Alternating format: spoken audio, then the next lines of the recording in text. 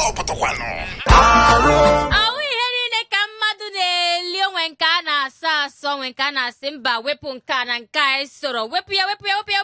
Aha, good. Anotu n'ime ihe ndị anwa. Ijụọ m isi ka m kwuo nke m ma gwa gị ya mana onye ọbụla nwere nke ya. Oya mendi bekee na-apụta sị gị na one man's food is another man's poison na wata ka o si eje na nli niile we ha na-elikwanụ. Onwe nke ya apụta ịhọpụ nke a sị mba tinye nke a wepụ nke ọzọ wepụ nke a tinye nke a wepụ nke a tinye nke a mana ị nọ n'ime ogbe ka ogbe si afịọtụ na ajụjụ a ka m na-ajụ gị because ọkwa ịwa o nwere ike na-eme kwezibọla okwu mana ogbe ihe na-eme n'ime ogbe kwa ịghọta ihe na-eme n'ime ogbe ke nke na-eme ebe ị nọ ke nke na-afịọta ebe ị nọ n'ime ahịa ebe ị nọ Mandela Salaba Keja limit ka ihe na-afịọta ị nọ n'ime moto ebe ọbụla ị nọ ka ihe na-afịa ebe ahụ ya ma nji kpọọ ya ka ewe kwa ịghọta ka ewe ke nke na-eme ugbu a n'ogbe ebe mwa nọ ogbe Hot 93.3 FM n'ime Lekki n'ime Lagos ego bekee nke na-emewo na anọgo m n'oche eze m ọkwa ịghọta na nwe ihe ọzọ m pụtara ụwa ime n'ime Hot 93.3 na awụhụ ịpụta nye ndebe anyị obi aṅụrị onwe iro onye me mgbe ji eke ọrụ nsị ha biko do ọkwa ifuru ofu ihe kwuru ya emere m just ka enye m Hot 93.3 Nganga Igbo radio show ebe anwa maka ihe gbasa ndị Igbo na-agbasa ego bekee ma ọ gbasa ndị Igbo wepụ ego bekee n'ime ya na onwe ha m ji ya na-eme anọgọm n'ocheze m si bata n'ihe anyị na-eme nke taa ga-adị kpọkpọ lụtakwana ihe ndị anyị na-eme ebe ahụ ihe gbasa gị ngwanụ abịago m mana ịma na anọ m abịa naanị m ịgba nkịtị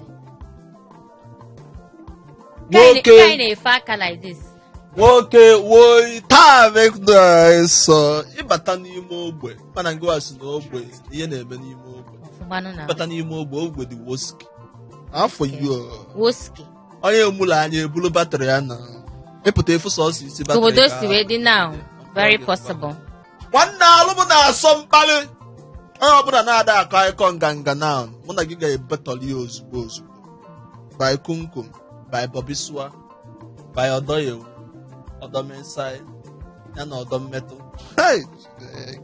nwoke anabazi ya akla na nwoke jọs si Kongo manye it's not akla wole ona nsi gwa gị ya akla ka nna anazi na ọ bụkwa akra na akla appear like that on action Nganga Igbo radio show Hot 93.3 FM nwoke dọ ilu nwoke bụ ilu akpụ nwoke ada smile n'ilu ọgụ Yọtago na ọ ya ma ịpụta like this n'ime afịa like this ebe menụ na-agba mbọ ada amụ dị ya adọghị ilu n'ogbe na mala ife alụ bọsọ ọ bụ na ịmala ife alụ mgbede ibe gị were 1 or 2 na gị nwee buru akụkọ na-anabeghị mana ọma ndị otu anyị ghọtago otu a ka anyị si anabata gị n'ime Nganga Igbo radio show na Hot 93.3 FM nke ndị Igbo nọ na Lagos na-anye gị update ya steady nke ọnwa ebe ọzọ efolo dị ya na Lagos efolo nwa iyi dị ya efolo ego bekee dị ya ọ na-ebe m n'igwe na ka m gwa gị na ọmụma bụ the father of all mens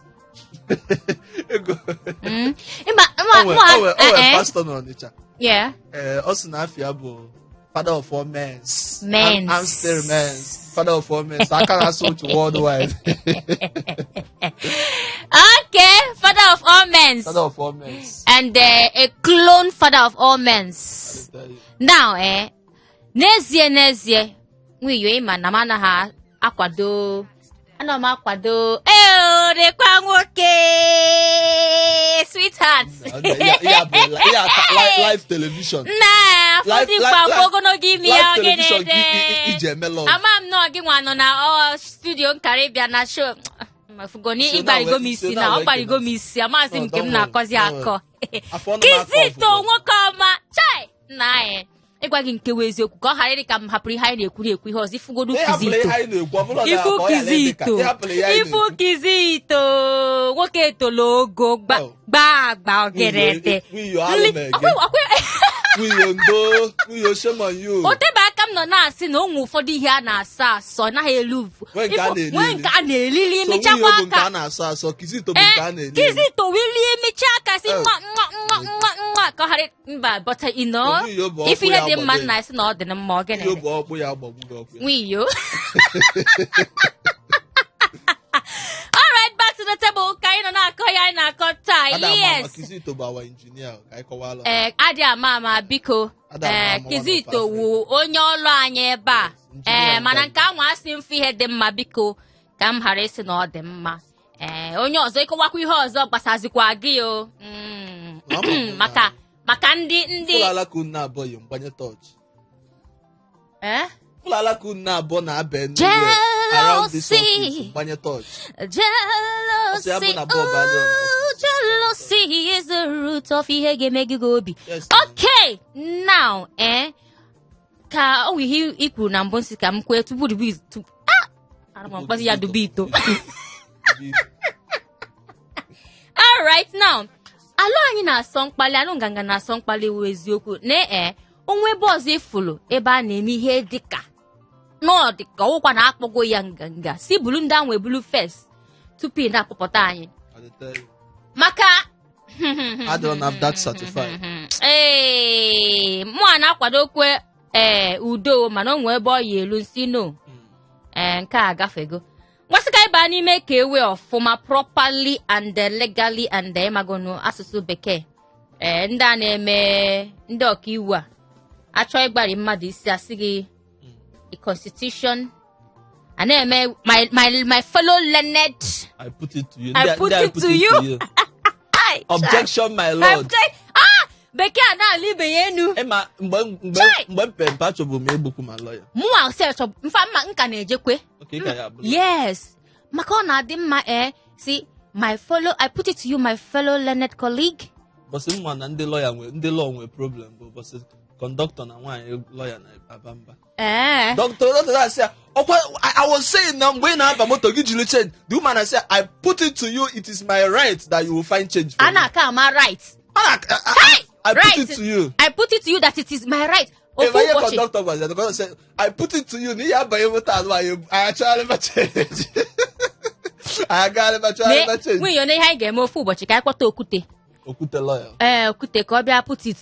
Put it to you. I put it to you. Let us go to Kewe now. Kehe na-eme, kehe gbasa ndị be anyị, kehe na-afịọ. Let us put it to you. Ke put it to you now. Ke wata ka o se Jenima Anambra State. Ka mma malite.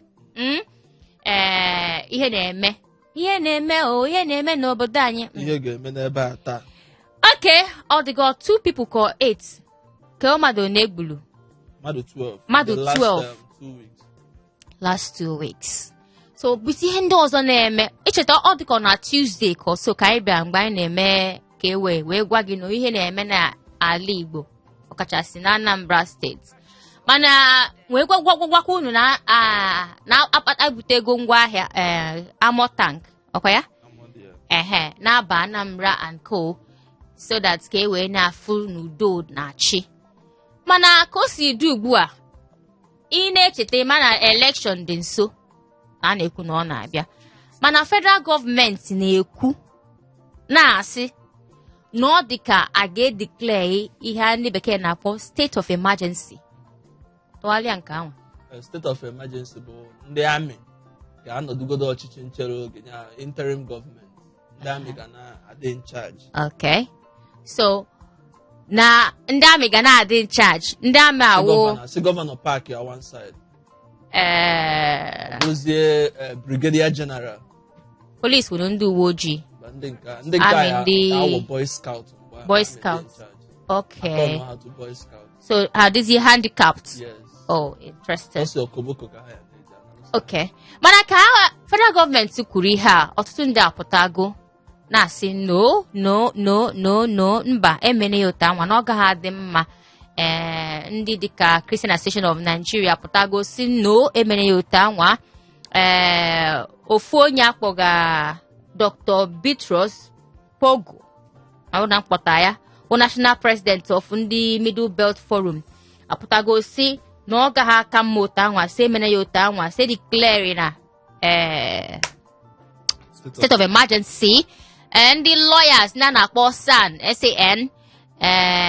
SAN apụtago si no emena ya otu anwa onye ọbụla na-ekwupụta nke ndị ya and ihe a ji na-ekwu ihe a si na ọwụ ya awụ the best solution ga-eme si kama nke anwa si kama declare state of emergency na Anambra State ugbu a si postpone the election ruo mgbe onye ọbụla ga-adị n'udo makwa n'udo ga na-achị iji wee mee the election ka m hapụ ya ebe a mụ ya ma mụ ihe ọzọ chọrọ itinye na ebe izu mụ na-achọ itinye ọnụ bụ ọ bụrụ na ịcheta on Tuesday anyị bịa here anyị na-ayọ ndị gọvanọs anyị tinye ọnụ dịka nwunye Ojukwu ambasadọ Bianca ma Olisa metụ ya ọnụ ndị gọvanọs niile zuo na ezuo jee mitin anyị akpọkwa afa ndị ada eje mitin ndị ọya agba akpọ afa ha na mitin ha etie absent ọ bịarọ anyị kpọrọ somebody like Gọvanọ Hope Uzodimma Senator Nwaoyoko kpọọ Gọvanọ Willie Obianọ nke Anambra State mana abịakwa na Tuesday biko niile ayọ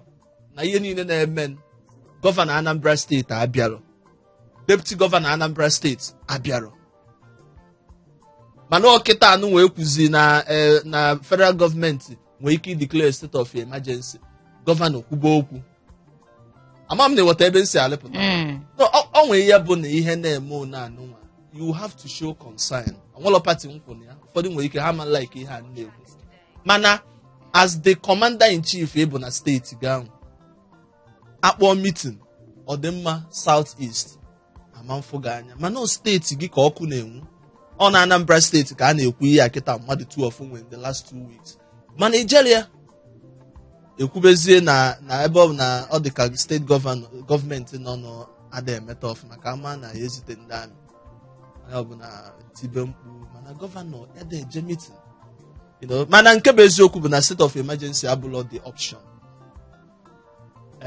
commissioner ndị IGP echenjigo the current commissioner of police na Anambra State ezitego onye ọfụ wee na-akọwa na ezitekwugo ma special squad na Anambra State na a ga-enwe ihe dị iche Anambra State ihe na-eme na Anambra State bụ ihe civil authority ga-take care of civil authority dịka police ma civil defense ma ndị DSS ese ka declare state of emergency ka ekpoluzie ndị amị ka anwụ mana tupu mmadụ declare iwa state of emergency maybe na dịka mgbe enwere COVID now enwere ike si na ọ na-emetụta a lot of health stuff and things like that ọwụ no ihe do na obere ihe like this ibido mewe state of emergency in my humble opinion na ofu ya ka m na-ekwu na olube mgbe ịkpọba state of emergency mana ọzọ dị ka ibie bụ na as of this morning anyị ka anyị na-enweta bụ na the executive governor of Anambra State bịa na Abuja ịbịa fụ onye isi ala High Chief Okechukwu Muhammadu Buhari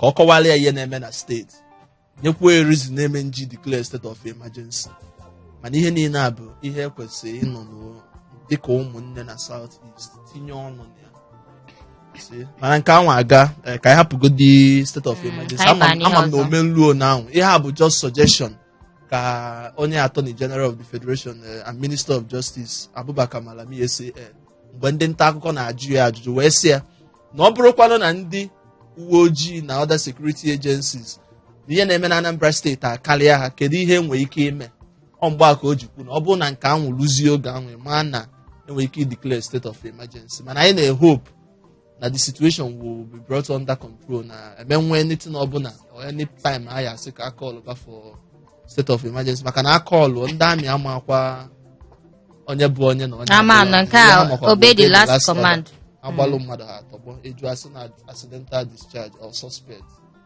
so anyị na-ekpe ekpere na omenluo na anyị gaa n'ihu okay ọzọ m na-enweta kịta na bụ na nke anụnwa na-esi na Ebonyi steeti Ebonyi steeti ka m na-etinye elu na ebe gọvanọ Ebonyi steeti bụ gọvanọ Dave Umahi apụtago ụnyaahụ dịka ndị nta akụkọ na-agbụ ya ajụjụ ọnụ ndị journalist wee pụta wee sị na nke bụ eziokwu bụ na ndị Igbo achọrọ Biafra na ndị Igbo achọrọ Biafra na ndị Igbo kwenyesiri ike kwenye na one united indivisible Nigeria oyibo agba na ndị Igbo kwenye na n'otu Nigeria ịdị n'otu united indivisible na-eme nkelike ya na-enwe anything like nkeli. Nke anụ bụ n'aka gọvanọ Dave Umahi, o wee kwu na ndị na-ekwu na ekewa Naijiria ka enwee Biafra na ndị ahụ tete n'ụlọ ahụ na-enwekwa ihe ọbụla dịka ikewa Naijiria. Ọzọ dịka ibia bụ na ọ na-agwa ndị IPOB ka ha kwụsị ị na-ebute ọgbaghara na South East n'ụdị ọbụla ma ọ bụ na ọha nwa na-ebute ya.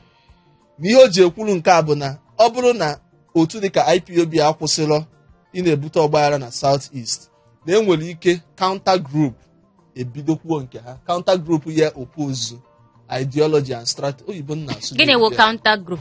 Oyibo dizi too much. Like ndị ikwe na ndị ekwere. Mgbe ihe nyanwa na-akụwa bụ na ona IPOB na-ekwu si kewa ana Igbo, si kewa South East and South South. Na ọ bụrụ na IPOB agbanyụrụ ọkụ kwụsị ihe a ha na-ekwu, na enwere ike another group ga-asị mba si ekewana ebidokwuo nke ha. Ndị ha bido mazie na otu na-abụọ ndị kwe na ndị ekwere ebido nke ha, ọgbaghara adazie mmụọ na South East. Nke a bụ ihe gọvanọ Dave Umahi na-ekwu. Site na gọvanọ Dave Umahi bụ onye isi ndị gọvanọs niile enwe na South East, bụrụkwazie gọvanọ Ebonyi steeti. Ọzọ dịka ibia bụ na sinetọ Enyinaya Abaribe na-represent Abia North na Senate apụtago ụnyaahụ kwa yesterday wee kwuo na ọbụla isi na si mechie IPOB ma ọ sị crush ya IPOB bụ solution, maka na enwe more than 30 groups ndị na-agitate for sikewa Nigeria na South East alone.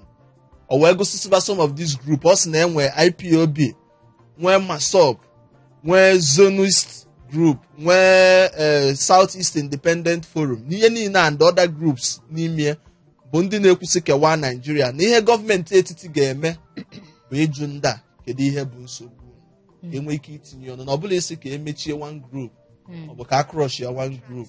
I crush ya one group, the other group will continue.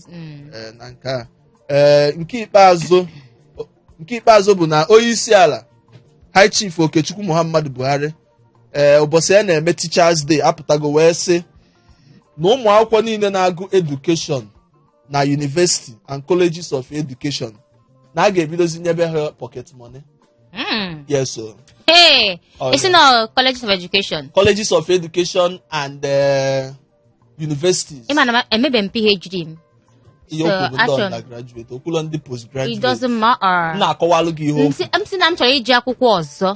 Ego na kesi na ọ na-enye ha. Na ọ sị na ihe ndị ọbụla na-agụ education bụ onye na-agụ akwụkwọ ka ọ bụrụ teacher. Ihe o mere. Yes, no ndị teacher. Ihe o ji wee kwu ya ọ sị na na-epụtazi ọ dịka ndị itibolịbọ na-agụ ka ha bụrụ teacher. Epụta ọdee jambụ maka na ụmụ akwụkwọ si na ọchị ịbụ medical doctor, ọchị ịbụ injinia, onye bụzi itibolịbọ asị nje tinye education. Mba, wụchakwa eziokwu, wụcha mmadụ. Ọ ihe a na-akọwa ihe Ministry of Education kọwa. Ọnọnụ m ka o si. Mana ọnụ gị ka m si na-anụ ya na-enye gị report. Mana ọ gị nwa na-ekwu ya na. Ọ gị nwa na-ekwu ya, nne gị anya n'ọnụ na-anụ ya ka o si n'ọnụ gị na-apụta. Okay, menyezina report ihe Ministry of Education. Amakwa m mana ọ gị nwa ka m na-anụ ya n'ọnụ gị. You don't put I put it to you. That's no ọnụ gị ka m na-anụ ya. I put it back to you. As my I double put it to you, no gị nwa sị. Mana biko, as I'm putting it to you, I put it to you again. Ka ịgwazie m ego na ha si na achọrọ na-akwụ nọ nke nwa ka m chọrọ. Every semester, ịma na each year one a na-agụ first and second semester. Yes. So ọ sị na every semester na ụmụ akwụkwọ na-agụ education na university. Yes. Na federal government ya na-enye ha alert 75,000 naira. Wow. For 3 months. Ịma na 3 months ka a na-agụ 3 months. 75,000. Mana 3 months 75. No. No, ọ nọ pempe ka ọ na buru ibu. Menjezi second semester amagị 75 ọzọ. For 3 months. For 6 months ilie 75,000 naira. Gịnị? That's over 150,000 ka mmadụ na-eli onwe nke iyi eli nwe nke ya asịkwa hapụrụ ndị ọzọ ka o nwee ike ije round ọkwa ịwata. No, ihe adọ dị commendable. No, it's commendable, but for me na mgbe gboo ọ na-abụ mgbe a mụ na manụ m na-akpa nkata ọ bụrụ na isi cool well like this ọ na-agwa m na mgbe gboo ụmụ akwụkwọ na-agụ akwụkwọ na a na-enye ha pocket money. Nke mụ na calculate godo ugwu nke ndị NYSC ego ha na-anụ ugbu a. 33,000. Hi. Ijugo onwe gị na mgbe ị mere NYSC ego one na-ele cup rice.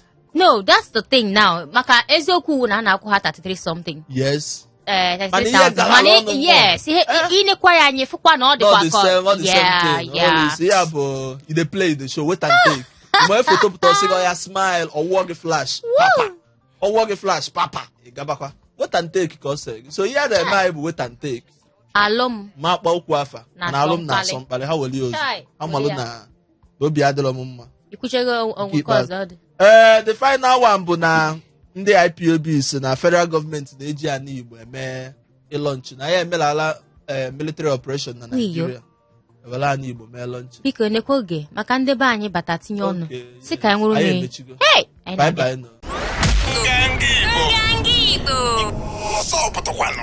ma ọ gbasara ndị be anyị onwe ha anyị ji ya na-eme si wepụ ya n'ime nganga mana ọ gbasatụ ndị Igbo don't worry we go there Ngagi Radio Show Hot 93.3 FM n'ihe anyị ga-akpata ata bụ icon ndị niile anyị wetagolu gị tinyekwuzi elu communique South Eastern Governors release ka ha mesi meeting ụbọchị Tuesday ụfọdụ apụtago wee sị na ha na-akọfusi ịkọ na ha hapụrụ agenda ha ya akpakọba another thing now ka anyị nye anyị summary maka oge anyị ka anyị gwa ihe ha kpagasịrị aka nke izi bụ na ha kwuru na ha na-condemn sit at home a na-akọlụ na South East na ọbụla maka ọdịmma ndị Igbo kama na ọ bụ imegide ndị Igbo na ọ ya emebi ekọnọmi ndị Igbo that is one. Nke ịbụọ bụ na ha na-ekwu na ha kwụnyesiri ike na one Nigeria.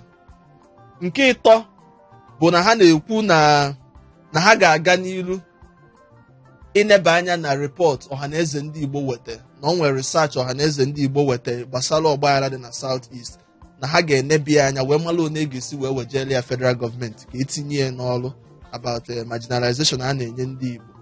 Nke ịnọ bụ na ha kwuru na gọvanọ ọbụla gbaa mbọ before the end of this year ka ọ lọnchịa Ebubeagụ security na steeti ya na steeti ọbụla lọnchịa Ebubeagụ wee gazie n'ilu wee yọọ traditional rulers and the church leaders ka ha na-aga n'ilu na-engage youth nọ ndị youth bụ ndị na-emebi ihe n'obodo nọ ndị youth bụ ihe na-emekwa n'obodo na-aga n'ilu n'ọlụ dị elu traditional rulers and church leaders religious leaders ịfụ na achịkọta ndị youth ọnụ gwa ha okwu nke a bụ nke ha ọlụ nke dịkwanụ ndị gọvanọs ha ekwutekwara ya ha nwa bụ ihe nyere ọlụ ha nwa kele ọlụ as per supervisors mana ha sị na ha ga-enye rịpọtụ ọhaneze ndị Igbo na ọhaneze dị rịpọtụ eweje mitizie federal gọọmenti mana ụfọdụ apụtago wee sị na onwere ihe ha kwuru maka Nnamdi Kanu na o gosiri na mitin ahụ dịka ihe apụtara ya ọ bụrụ na icheta ka Olisa Metusi wee kwuo ọ gwara ha agwa si tinye ọnụ n'ihe gbasara Nnamdi Kanu na ọ bụrụ na etinye ọnụ na ya che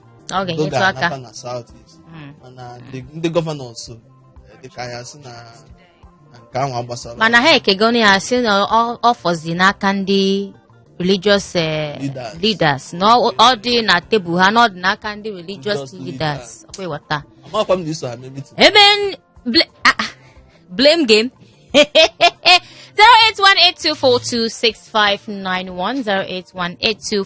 08182426591 akara ekwentị anyị kee nke ị chọrọ itinye ọnụ n'ime ya ọ maka resolutions ndị South East Governors nwere ka ọ maka ihe na-eme na Anambra steeti ka ọ maka ihe Dave Umahi kwuru ka ọ bụ na asọ gị nnọọ ịbata itinye ọnụ n'ime ya sọ naanị okporo ụzọ iyi esowu 08182426591 ọ dịka ọ na-afịa alụ baa na text message hello alright ọ dịka ọ na-afịa alụ izitela anyị ozi ọ na-afịa alụ means that nwee ike nọmba 08182426591 adịka too busy onye ọbụla na-atrai agba mbọ iso ụzọ anwa ga-esozie 07080051850 zitela anyị ozi ebe anwa nke anwa ụzọ anwa na-adị very very free ka onye nọ dị ya ehihie ọma nwoke dị mma Ada pounds and dollars. One and only. Nwunye obodo. Agaricha must come back. Nke ha na. Agaricha must come back. Echekwa m na itidogo. Echekwa m na iwago Nigeria Clinton. Are you serious? Clinton. Wow. Nwunye obodo ekele m. No, rinne. Wait, Clinton ka ebe ijekwa no biko. Nwoke gbara izu ya ebe gbara ọtụtụ ndị nọọsụ ihe Otu Ember Mountains.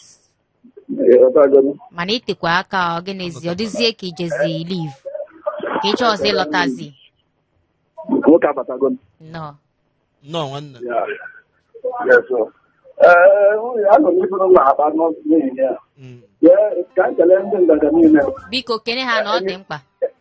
emizie m na ụmụ ncha niile Anyị na-esi. afọ chukwu na dọba onye ọbụla ya Ise. na ihe ikike na ya na ya n'ụwa Ise. nke onye ji ya zere Ise. so abịa na ihe m na-ekwu n'ụbọchị nke taa na nọmba 1 nke afọ na-akpọrọ etinye state of emergency were na-azụzi akụzi bụrụ a na-edochite nsi Katsina a na-edochi nsi and Kaduna emechara sizie their network the state of emergency ọ bụrụzina na ala Igbo biko amam ka mmadụ ga-ekwu ekwe na Katsina mmadụ ekwuola too much gbasara all our 5 state governors a na-eme ọfụma ọ na-ahụ ihe ruo ebe ndị Igbo na-asụpụta crocodile smile ya kili aka ihe na-eme ọdịcha na nọt a na-eme otu ahụ ọbụla sọ nna East ọ dịkwa egwu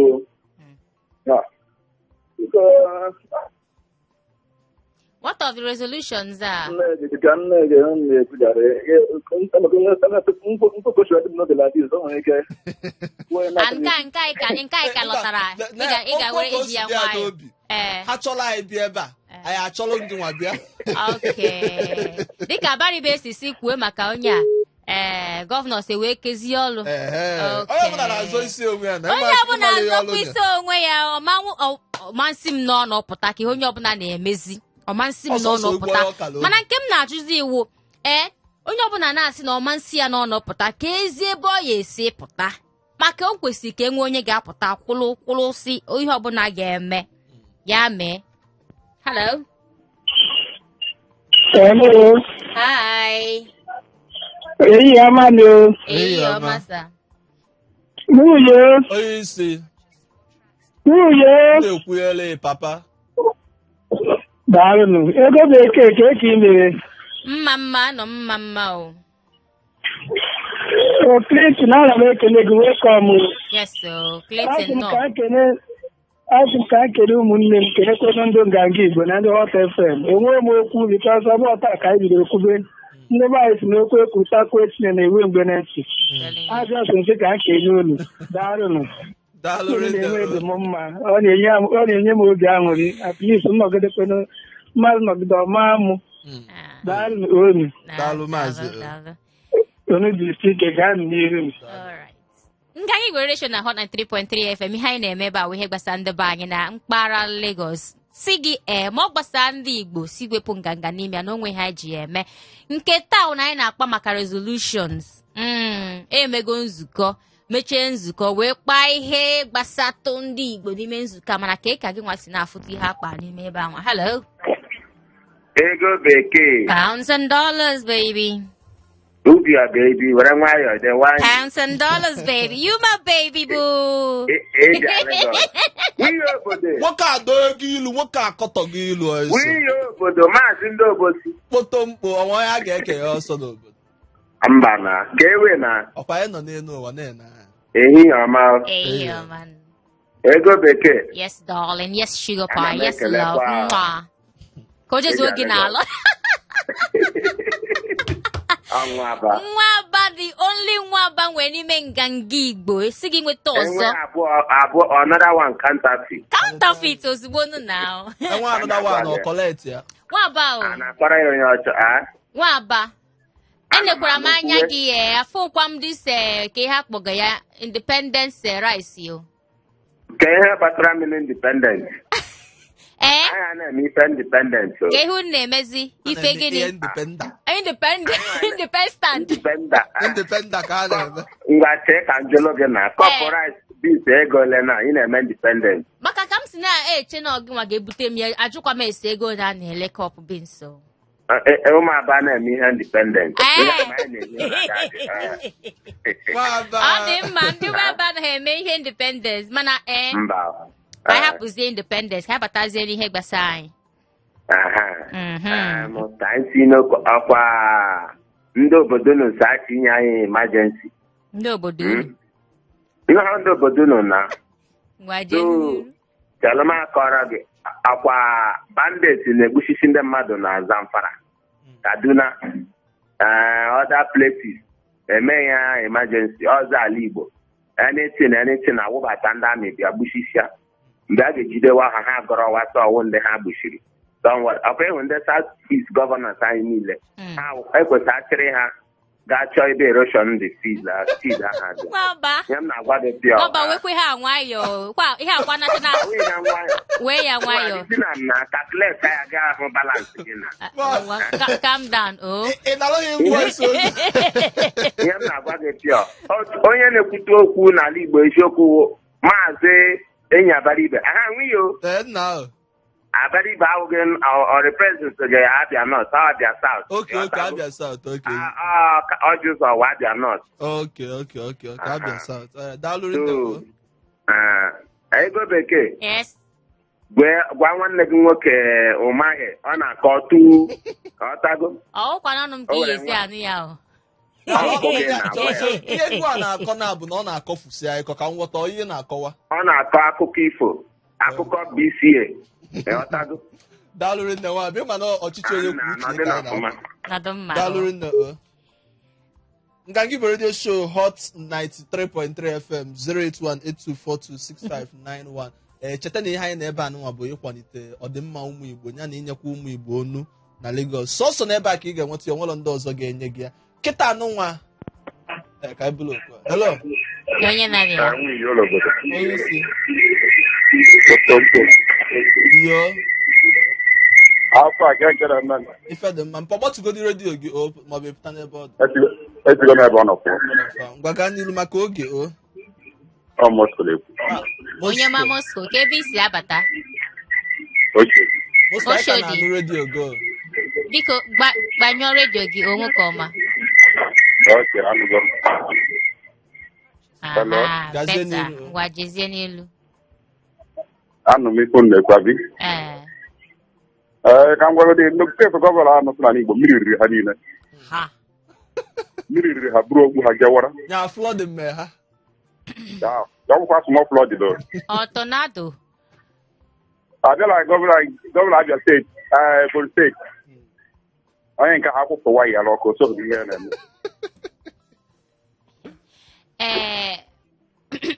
Were ya nwayọọ onwe ka ọma. Eziokwu na gwara ya ama m na nwanne gị nwoke ị na-anaghị ịgbara ya ọgụ. Onye na-agbara onye ọbụla ọgụ. Mba, ọ mana ịma na ihe awụrụ redio ka anyị nọ na National Television. Ihe ọ na-agwa ha na ihe ha dịtavụrụ ịnụ ka ha ranụ na. Ama m na olu na Satọde ọ ga-amasị gị ịfụkwa na nganga abịala ọzọ kwa ya. Ọ ndị ajọ ajọ na nọrọ. Okay, na Moscow. Oh my goodness, biko ama m na onye ọbụla na-ewe nnọọ ezigbo iwe mana ma gwanụ nke wee eziokwu. Ọ bụrụ na nkata a na-akpa n'ime akụkọ Mma Ngozi na nne ya ada anyị o nwe ka a ga-esi akpa ya kwewọta mana abụkọ na National Television anaghị akpa ihe do bọs na-akwụpụ waya nọ. Okay, just were ya nwayọọ biko na ọ bụ na isi chọọ ekwu ya. Ndị na-akwụpụ waya mmadụ.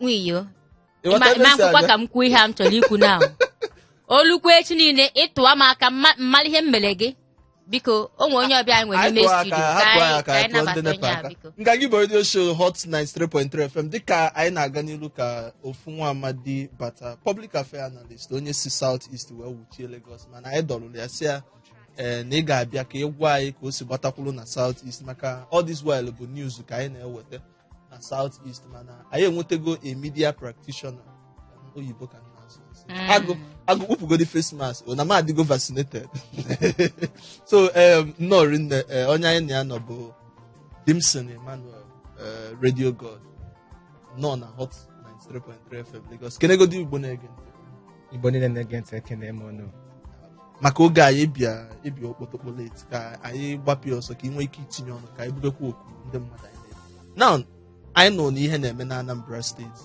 na federal gọọmenti na-ekwukwuzi na ọ bụrụ na enebalị ya anya enwere ike ideclare state of emergency dịka onye nọ na midia na Anambra steeti, onye nọ n'ihe gbasara mgbasa ozi na nta akụkọ na Anambra steeti and South East, nwere ike ịkọwala anyị ihe na-eme na South East in particular Anambra steeti ebe a na-akwado election.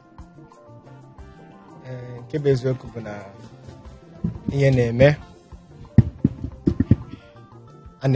onwe certain things na-eme na Anambra steeti taa, ndị mmadụ na-anwụsịsị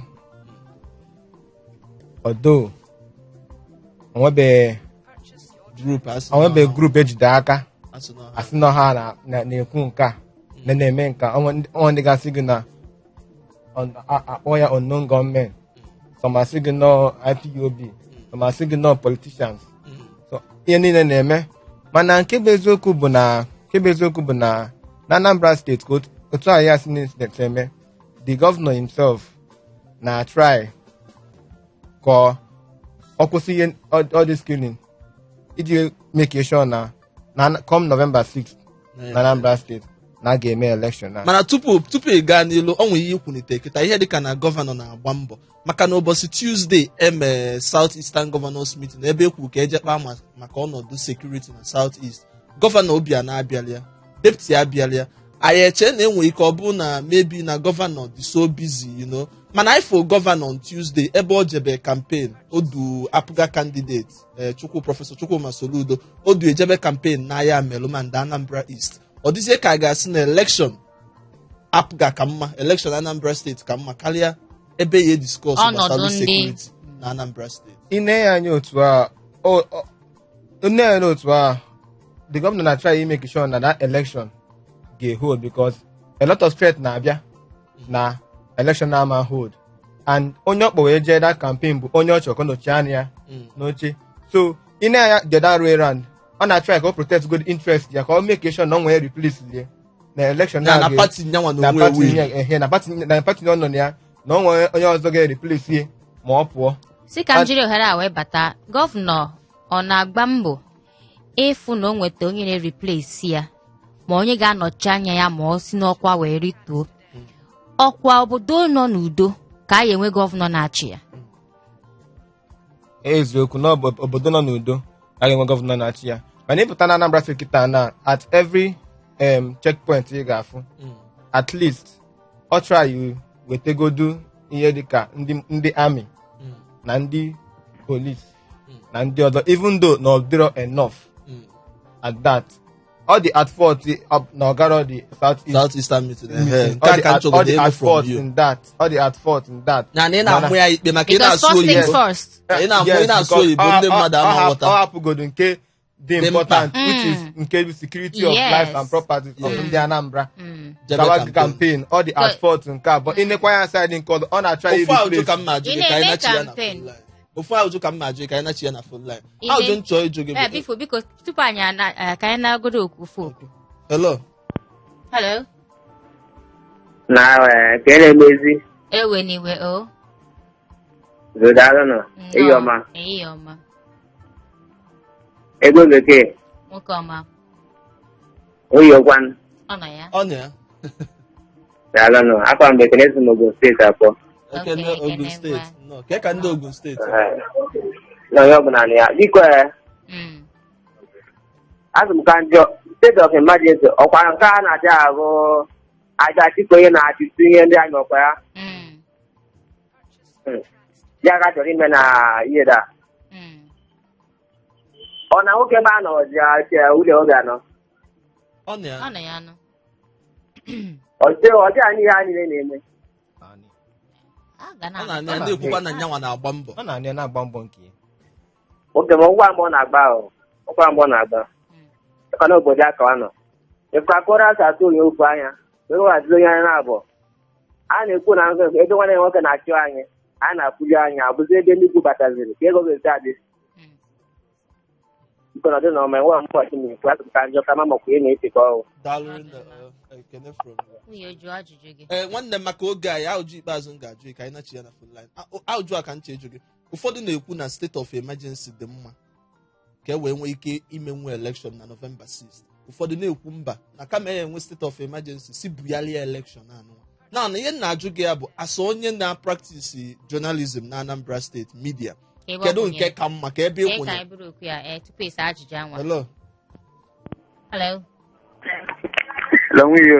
onye isi nnọọ ekene m gị nwoke ọma na-aga adịla m mma odola anya mana ewu m na ụka na-akụ nkụ eziokwu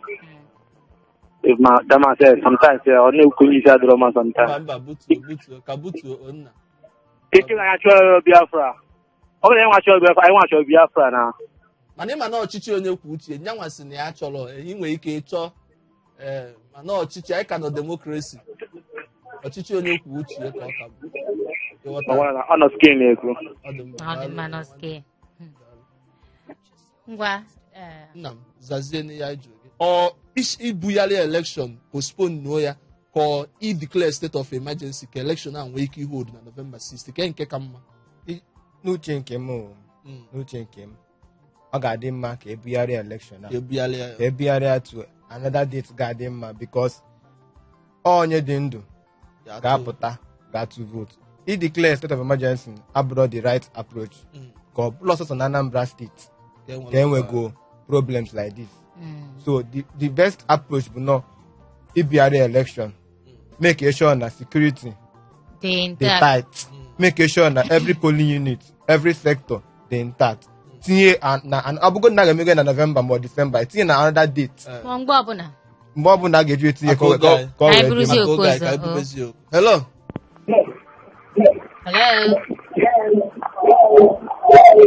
biko gbatuo redio gị oke ụdị ha ga na-eme ọnwụ na ị na-agba mbọ ị na-ego onwe gị from radio with phone communication agaghị adịcha mma so biko ịnweta anyị gbaa mbọ ka ị gbatuo redio gị osikwa n'ebe redio gị nọ pụọ maka ka ị na-agba mbọ ịbata ka onye ọzọ na-agbakwa mbọ ịbata ọ gaghị adị mma ịbatacha ma nkụzi ihe dị gị n'obi ọkwa ịghọta hello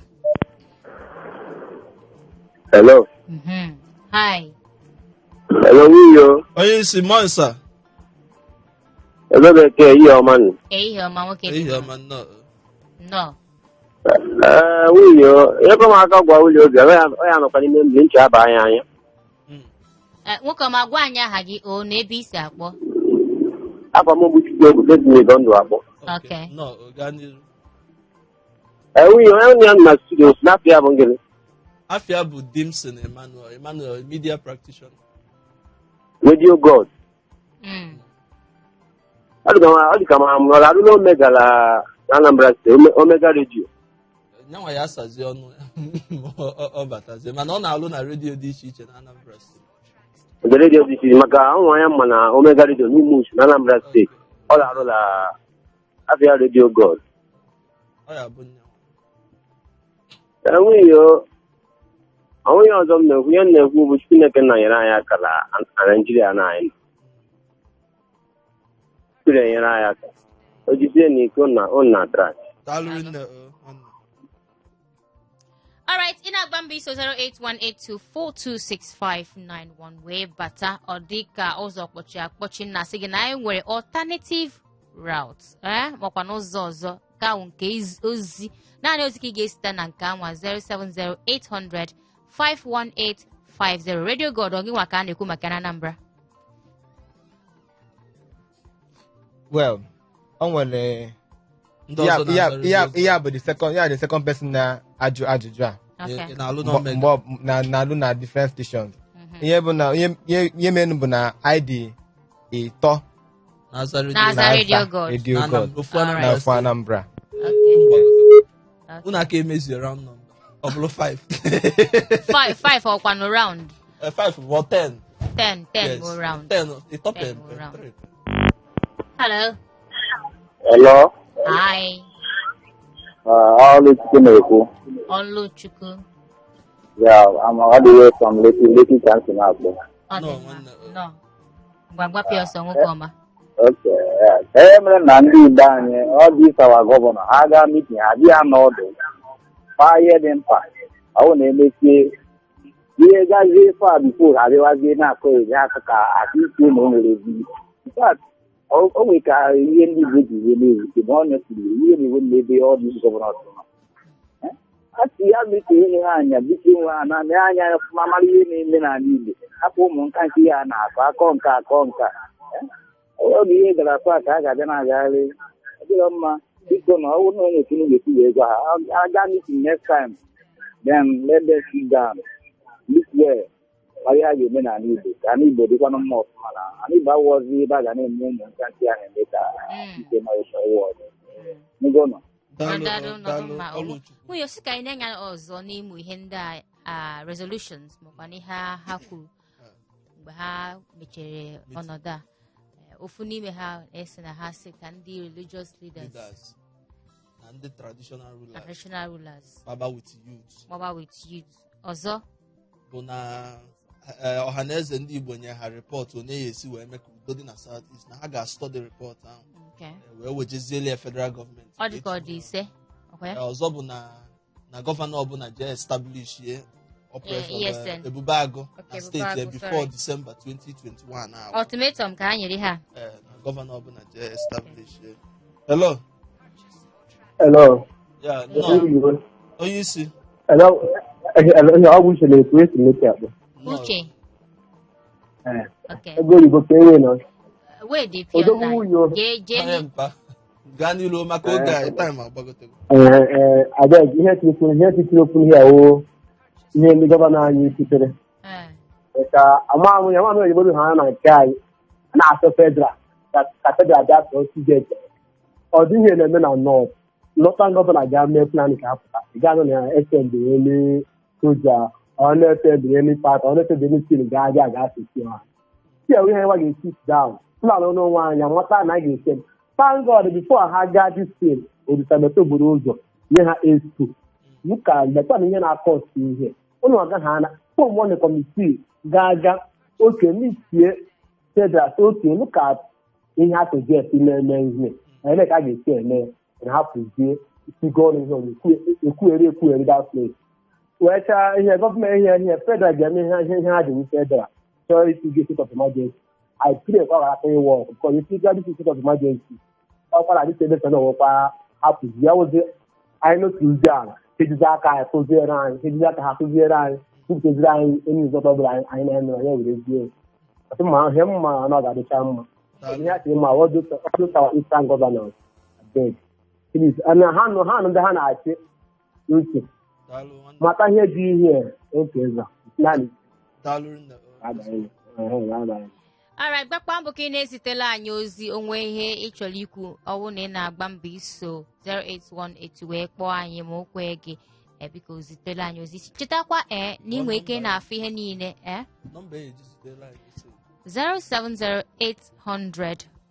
07080051850 ọ bụrụ na ị chọrọ ị na-afụ ihe niile na-eme n'ime studio jee na hot93.hotfm.ng hotfm.ng/Lagos ka na-afụ ihe niile na-eme n'ime studio si ka anyị gụpụtazie ozi tupu anyị abịa lawa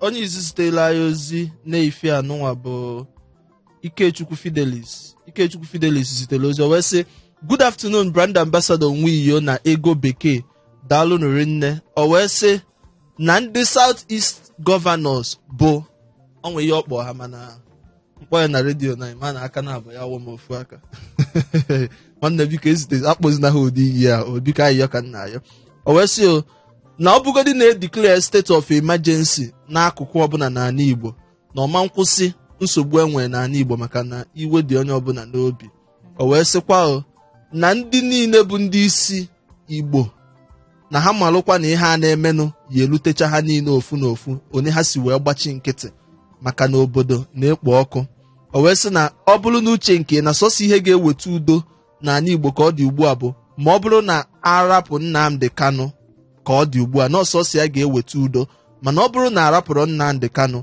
ịma na ihe na-ebe n'ala Igbo ka ga na-aga n'ilu na-ebe gaa n'ilu wee sị na ya kwado si nye anyị Biafra.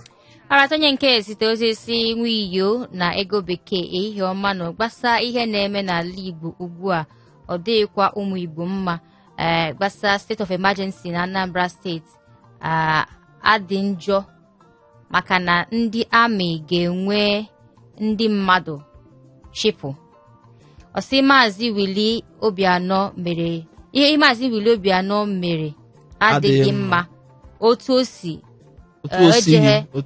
mitini ha mere ọ dịghị mma o maka chi obi adịghị mma. Nke ikpeazụ onye zite ozi awụ Ifeanyi Apasino si Agege Pensilema wee zite ozi a sị ka bụkwara oku ọzọ onye nọ dị ya. Hello. Hello. Yeah. Hello, onye isi ndị ọkanga. Onye isi papa. Onye isi ndị ọkanga. Nwanne ọkwa maka oge anyị maka oge gaa n'ilu oge abụọ. Okay. Adakụ gwanụ. Anọ n'ebe anọ m ekele. Aha. Efifi ọma nọ. Efi. Aha, ndị nwere biko na-eweli iwe maka ahịa ka m gaa ya ọsịsọ. Anyị nọrọ ụbọchị a na-agwa gị sị gị declare ọkụ mana o nwere declare the state emergency last time unu kwuru okwu Tuesday kwa gị sị na nke ọ nwere ike iwuru ma so but ihe o gosira na tọrọ ihe mere because declare ya on Sunday ịghọtago so ihe mere na ahịa bụ ọdaka state emergency enwe ihe ọjọọ ọnwụ ma ọ bụrụ na Lagos oge capital na Lagos steeti a na federal gọọmenti na-akọplen si dat ndị ọbụla ha rụrụ ihe ọbụla ha ji aka ha rụa ndị ọbụla ji aka ha mebie ihe ahụ na ha nwa agakwa adụrụ dị ịrụkwa ihe ahụ again.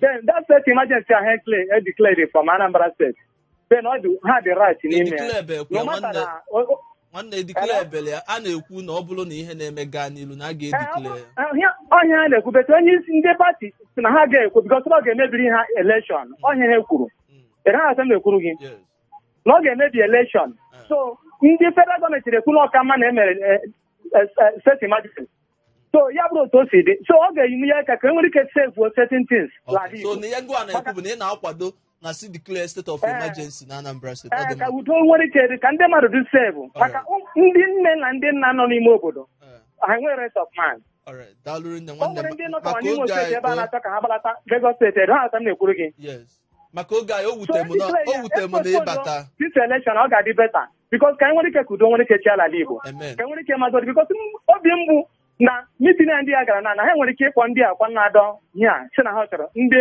IPOB ma other people ka ha nwere ike bịa nara ha na mitin ha ga-eme bete onwe ihe m chọrọ anụtazi ihe ahụ maka oge anyị agwụgo ndị asụsụ bekee asịgo anyị unu gba mbọ ka unu na-enweta ogo beti the only thing that ọ bụ unu need response sponsor anyị need sponsor onye ka anyị na-ekwu no 1 hour ka enyere anyị and ọ bụrụ na anyị chọrọ more hour na anyị ga-ebido kwụba ụgwọ o kwesịrị ka ọ bụrụ na epic recall mbede okwu a na-ekwu ọ dị very important so the only thing that ka ndị mmadụ hapụ ịtụ ụjọ ma ọ bụ ya bịara imekasị obodo nwa obodo ya bịara imekasị ọka udo nwere ike dị n'obodo ihe mbụ uwe onye Abia steeti abụ m Anambra ebe m chọrọ ka udo dị n'obodo anyị kedu ata m na-agwa gị daalụ. All right, hello. Okay. Biko o ekele ọlụ eke and awụ na anyị ebughị okwu gị gbaghala anyị n'ozi anyị n'aka ọ ya mekwa anyị ji na-asị gị nwere ihe ọbụla ị na-eme na mpaghara Lagos bute ya ebe a ka anyị na-eti mkpu ihe ndị a na-eti mkpu ihe ndị a ịfụkwa na aga na-enyekwa anyị ohere anyị chọrọ na-ekwutu 5 o'clock nwere ihe nji onwe m ịchọ idobe m ebe a ịchọ ka anyị na-ekwutu echi niile mana ozi pụta ụmụ onye zitere ozi si ekwesịrị inye ndị gọvanọ ndị a niile red card Emmanuel si Ikeja wee zitere anyị ozi a mana biko dịka m na-adị ekwu oge niile anyị bịa n'ihe a onye ọbụla maala ihe kwesịrị ya ime si mewe ya nke ndị ọma ya o kwewọta maka na Igbo dị mma ọ dịle mụ na gị ọjọkwanụ njọ onye ọbụla ka ọ ya emetụ onye ọbịa anyị auji eji wee mechi ike n'ezie ndị mmadụ wee na ọ nwee ihe PDP kwugo apụgakwu PDP si na enwe state of emergency nọ APC ka ọ ya efevọ na election apụgasị na enwe state of emergency na APC ka ọ ga-efevọ na candidate ha ga-abụ gọvanọ ka ihe ngụwache maka okwu niile in 30 seconds oge ya abụ onwere state of emergency ya efevọ. Ihe na-ekwu bụ na nwere ya ọ ga-efevọ onwere ndị nne ya sị na APC ga-etinye APC onye nke a sị na APC ga-ewezi na APC adịze ka ọzọ ndị APC bụ ndị na sponsors the whole situation the whole incident. Onwe ebe esi nweta gị na social media? Ebe a ga-esi nweta m na social media bụ na Facebook Dimson Radio God, even Instagram Dimson Radio God. Thank you very much maka ịbịa nọnyere anyị na nke taata. Afa m bụ Nwunyo Nneka afa ya. Biko onye mfụlụ taa gbaa mbọ ka mfụ ya na Saturday onye ọbụla ma afa m biko kachi fu. Bye bye. Ngangi Igbo.